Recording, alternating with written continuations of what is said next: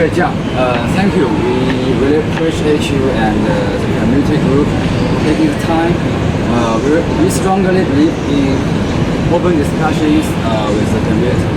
As you know, we Proxo aims to bring much needed high quality housing while also meeting the demand for affordable homes. Based on our careful research, we believe that 80 units, which falls within the acceptable range of 160 to 125, is the best place to start. It allows us to provide 10% affordable units meeting the city's basic requirements. I also understand people are attached to the past, but the city is growing fast. As the housing crisis is serious. According to our research, we think 80 units is well within the acceptable range. To keep the area's character, we are focusing on 2 and 3 bedroom units for families. About renting, we plan to attract owners more than renters. Home values with developments usually raise nearby property values, and while we are starting with 10% affordable housing, we are open to discussing. Angela, we acknowledge your effort, but the community priority concern is preventing neighborhood character. While 80 units is within your acceptable range, our study shows 70% is better aligned with area design. We also need clarity on how affordable is defined. It must serve the local families, not just meet a percentage. Your focus on family units is positive, but 80% units still strain infrastructure. We insist on 70 units as a baseline. For affordable housing, 10% is insufficient. 20% is non-negotiable for our community. These must be truly accessible. Targeting households below 16% MI is long-term convenience. Alright, John. We hear your concerns about the number of units and the quality of affordable homes.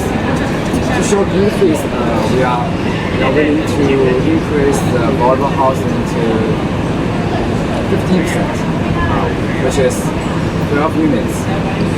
Also, we will make sure at least 6 of those are 2 or 3 bedroom homes for families.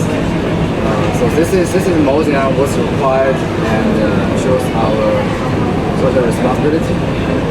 As for reducing the total unit number, I think dropping to 70 units would mean losing over 12% of marketable units, which will seriously hurt the project's finances. So I think 80 units is still our lowest plan. Okay, so we recognize your position of affordability, but 15%, which is 12 units, falls short of our 20% limit. If units count remains at like 80 or something else, like we would require 16 affordable units. Of these, at least 8 must be family owned. Additionally, we need buying power regardless. Affordability locked for 50 years and is priority for existing cities.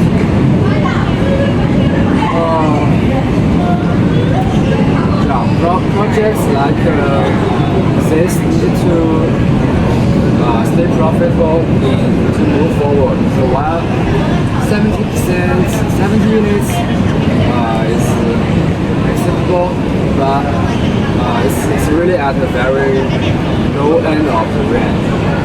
So that means we have like tough design compromises, like shrinking public spaces or changing the building height, which would hurt everyone, and including affordable units, residents.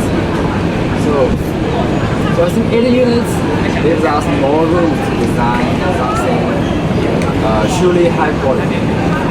Also, we understand concerns about this area, so we are offering something more. The project is done. We will give 500,000 one-time community improvement fund. This can help with things like better sidewalks, streets, or even support the local store. Real benefits to the neighborhood. Okay. The community fund is a step forward, but it doesn't offset destiny of concern. I accept 80 units. No, I mean if we accept 80 units, we require like these three guarantees.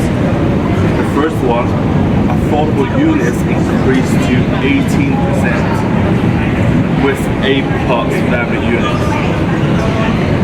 The second one is 70% owner occupancy mandates legally binding.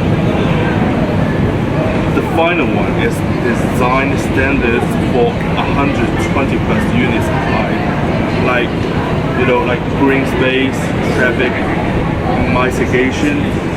Like if without these three, 70 units remain our position. We still stay the same. Okay, fine.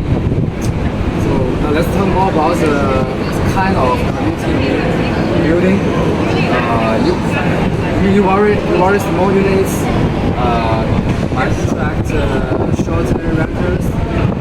So what if we guarantee that at least 70% of the units will be mono-occupied? That helps keep a stable long-term community. For affordable homes, we can work with trusted non-profits to make sure they stay affordable to those families who already live to or work already. So, as this way, even renters will be part of this neighborhood. 70% owners occupancy is acceptable and enforced. But for affordable units, prioritizing locals needs 50% reserved for current zip code residents. We also require a rental cap, no more than 20% of units as rentals, with lease minimum like 12 months to enter transitant tenants. No more than 20%? Wow, that's 60 affordable units enemies, cutting 16 market rent homes. That's really a huge financial loss to us. And changing the plan to fit a 125 unit design standard adds big costs, like more landscaping and public spaces, but this sellable space. So I think this is my final 50% affordable units, and this six for families. 70% owner occupancy across the project. The design based on the 120 units standard and 500,000 community fund. I think this is the best balance we can offer to keep the project financially possible and still benefit.